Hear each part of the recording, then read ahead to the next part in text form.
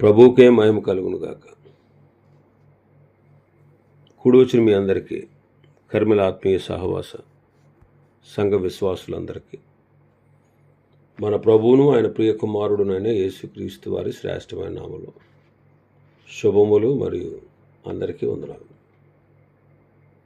విలాప వాక్యములో మొదటి అధ్యాయాన్ని మనం ధ్యానం చేసుకుంటున్నాం. విలాప వాక్యములు మొదటి అధ్యాయం. ఇందులో ముఖ్యాంశం ఏంటంటే యెరూషలేము యొక్క నాశనము లేదా యెరూషలేము యొక్క దుర్గతి మనం చూస్తూ వచ్చాం. ఇందులో భాగంగానే 18 వచనాలు మనం ధ్యానం చేసుకున్నాం. 19వ వచనం నుంచి మనం ధ్యానం చేసుకుందాం. నా విటకాండ్రను నేను పిలువనంపగా వారు నన్ను మోసపుచ్చిరి. నా యాజకులను నా పెద్దలను ప్రాణ సంరక్షణకై ఆహారము వెదకపోయి పట్టణములో ప్రాణము విడిచిన వారైరి. నా విటకాండ్రను నేను పిలువనంపాను, వారు నన్ను మోసం చేశారు. ఎవరు వాళ్ళు? ఇశ్రాయేలీల యొక్క విటకాండ్రు. ఐగుప్తు, అష్షూరు, బబులోను. ఎవరి విటకాండ్రు అంటే ఐగుప్తు, అష్షూరు, బబులోను. యెహెజ్కేలు గ్రంథం 16వ అధ్యాయం 26వ వచనం. మరియు నీవు మదించి ఉన్న నీ పొరుగువారైన ఐగుప్తీయులతో వ్యభిచరించి నీ జారత్వ క్రియలను పెంపు చేసి నాకు కోపం పుట్టించేది.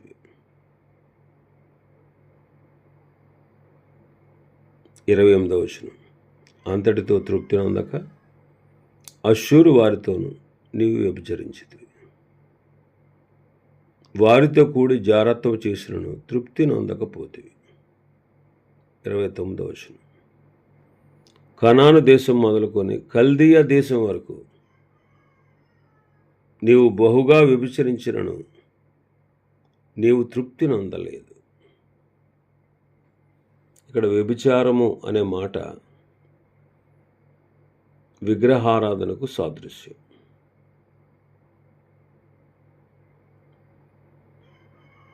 నిజదేవుని విడిచిపెట్టి, సృష్టికర్తను విడిచిపెట్టి తమ దేవుడైనటువంటి యెహోవాను వారు విసర్జించి ఆయన మరిచి, ఆయన సేవించటం మరిచి ఐగుప్తు దేశంలో ఉన్నటువంటి దేవతలను, అష్షూరు దేశంలో ఉన్నటువంటి దేవతలను, కల్దీయ దేశంలో ఉన్న దేవతలను, కనాను దేశమందున్న దేవతలను వాళ్ళు పూజించటం ప్రారంభించారు. వాళ్ళే ఈ విటకాండ్రు. ఈనాడు సంఘముగా ఉన్నటువంటి మనకు కూడా విటకాండ్రు ఉన్నారు. వాళ్ళు ఎవరంటే లోకం, సాతాను, దుర్బోధకులు, శరీరం. ఇవన్నీ కూడా మనకు శత్రువులే, మనకు విటకాండ్రు లాంటి వాడు. క్రీస్తుని ఎరిగినటువంటి మనం, క్రీస్తును కలిగి ఉండి శరీరాశ, నేత్రాశ, జీవపు డంబము, లోకము, అపవాది, దుర్బోధలు, ఇలాంటి అజ్ఞానంలో మనం పడిపోతున్నాం. మరి మన విటకాండ్రు ఎవరంటే లోకం. లోకములో ఉన్నదంతయు శరీరాశ, నేత్రాశ, జీవపు డంబం.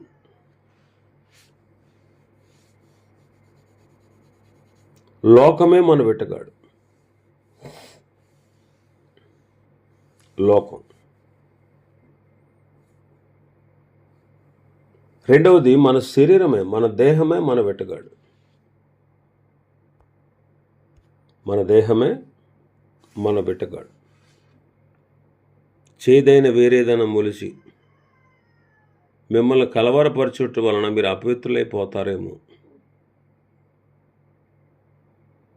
ఒక పూట కూటి కొరకు జ్యేష్ఠత్వాన్ని అమ్ముకున్న ఏశావు వంటి భ్రష్టుడైన వ్యభిచారమైన ఉంటాడేమో అని జాగ్రత్తగా చూసుకోండి అంటాడు. ఒక్క పూట భోజనం కోసం శరీరం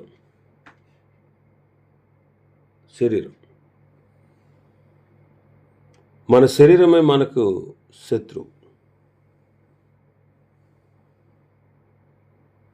మూడవది సాతాను.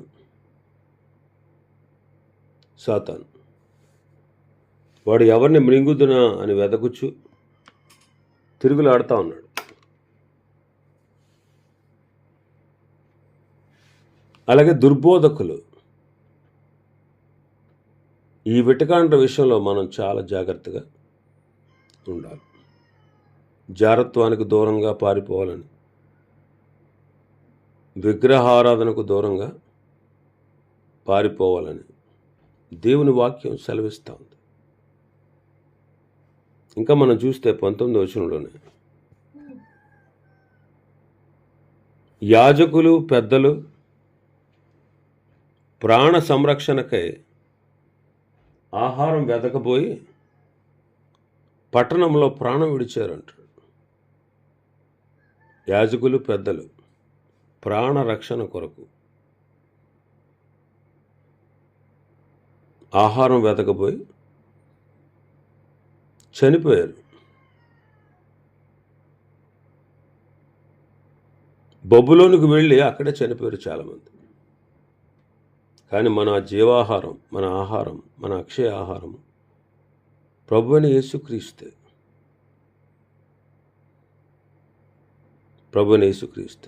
అందుకే యోహాను సువార్తలు అంటారు ఆయన. యోహాను సువార్త 6వ అధ్యాయం 27వ వచనం. 27 క్షయమైన ఆహారం కొరకు కష్టపడకూడదు, కానీ నిత్య జీవము కలుగజేయు అక్షయమైన ఆహారం కొరకే కష్టపడు. మనుష్య కుమారుడు దానిని మీకు ఇచ్చుచున్నాడు, ఎందుకై తండ్రి అయిన దేవుడు ఆయనకు ముద్ర వేసి ఉన్నాడని చెప్పాను. క్షయమైన ఆహారం కొరకు కష్టపడకూడి, కానీ నిత్య జీవము కలుగజేయు అక్షయమైన ఆహారం కొరకే కష్టపడు. కాబట్టి నిత్య జీవము కలగజేసే అక్షయమైన ఆహారము మన ప్రభు అయిన యేసుక్రీస్తు. ఆయనే మనకు రక్షణ అనే ఆహారం, రక్షణ అనేటువంటి ఆహారం. 47వ వచనం చదివితే యోహాను సువార్త 6:47 విశ్వసించువాడే నిత్య జీవము గలవాడు. జీవాహారము నేనే. మీ పితరులు అరణ్యములో మన్నా తిననను చనిపోయారు. కాబట్టి రక్షణ సంబంధమైన ఆహారం ఆయన. ఇంకా ఆయన పరిశుద్ధమైన ఆహారం. నా శరీరమును తిని నా రక్తమును త్రాగువాడే నిత్య జీవము గలవాడు. నేను వాని యందును వాడు నా యందును నిలిచి ఉంటాము అంటాడు. కాబట్టి ఆయన పరిశుద్ధమైన ఆహారం. ఆయనే మన ప్రార్థన ఆహారం. 35వ వచనం చదివితే 35వ వచనం.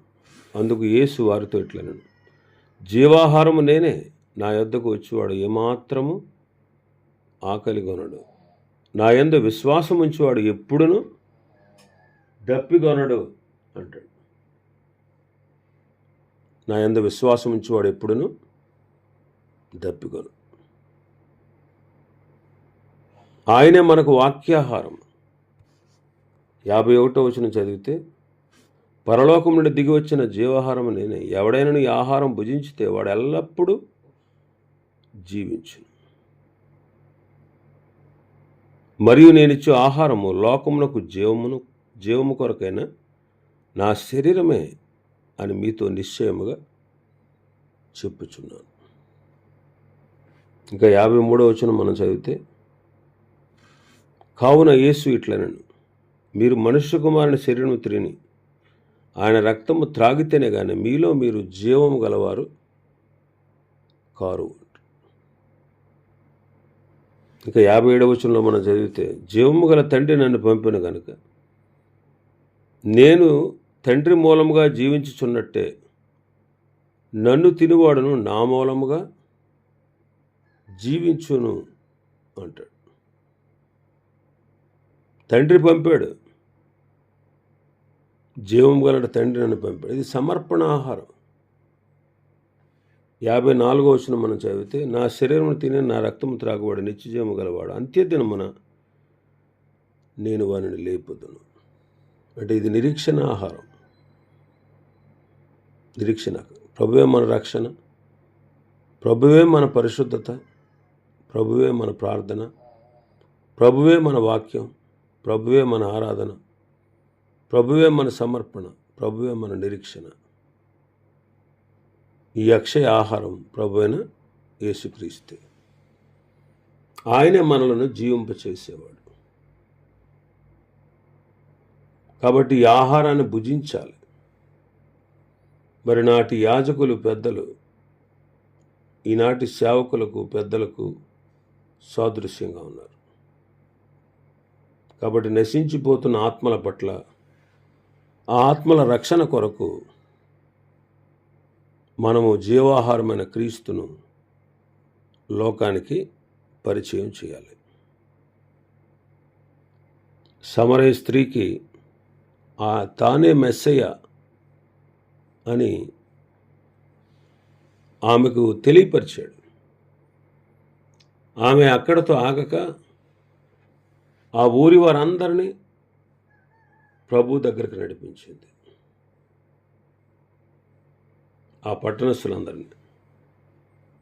కాబట్టి జీవాహారమైనటువంటి క్రీస్తును మనం లోకానికి పరిచయం చేయాలి. ఇంకా మనం చూస్తే మన భాగంలో 20వ వచనం నుంచి 22వ వచనం వరకు మనం చూస్తే,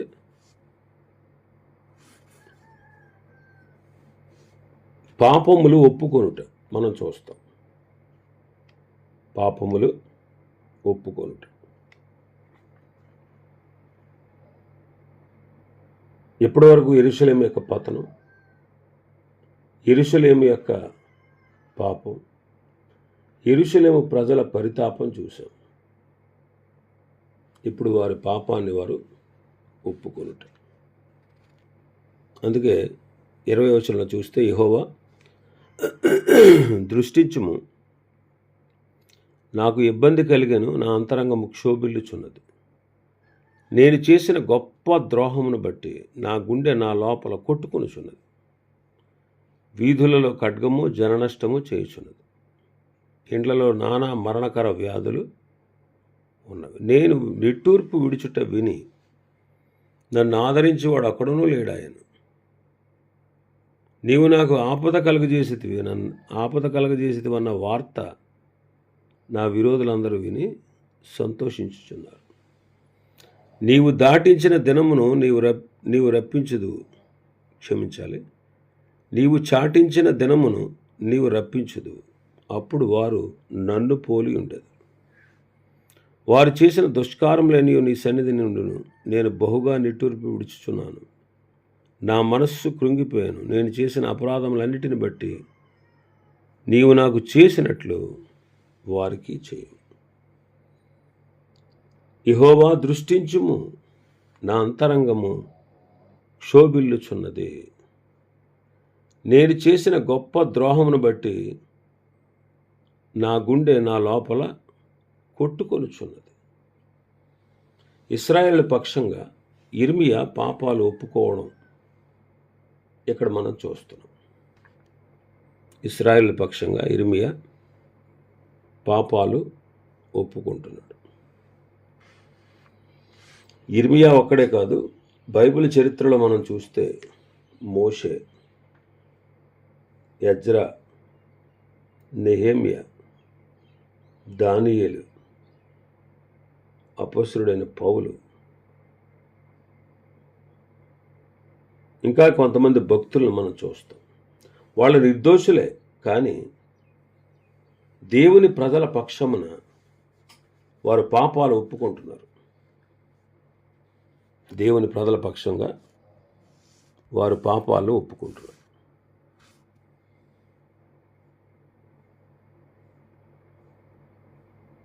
కాబట్టి ప్రభు క్షమించేవాడు. ఈ దినాల్లో మనం కూడా గలతీ పత్రికలో రాయబడినట్లు, గలతీ పత్రిక 6వ అధ్యాయం 2వ వచనం మనం చూస్తే, ఒకని భారములను ఒకడు భరించి ఎలాగూ క్రీస్తు నియమమును పూర్తిగా నెరవేర్చుడి అంటాడు. ఒకరి భారములు ఒకడు భరిస్తూ క్రీస్తు నియమాన్ని పూర్తిగా నెరవేర్చాలి.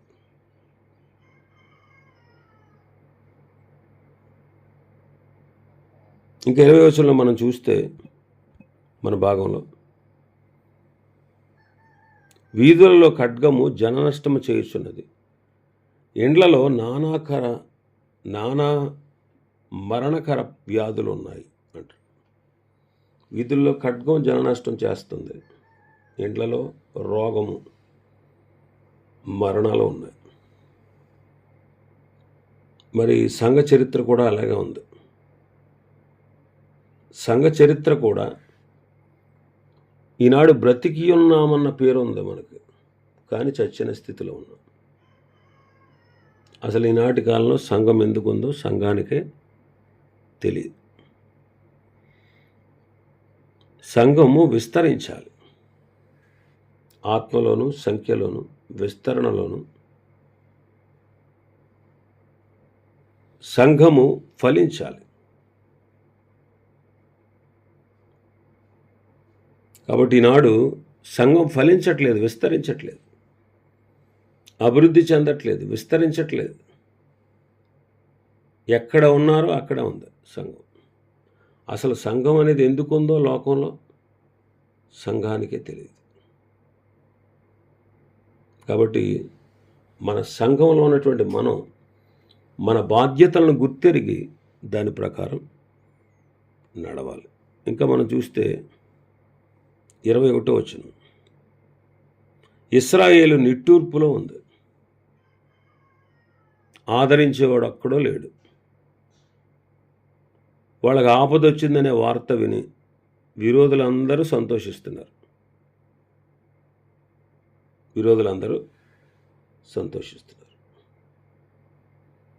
ఇది మన ప్రభు చెప్పిన మాటే.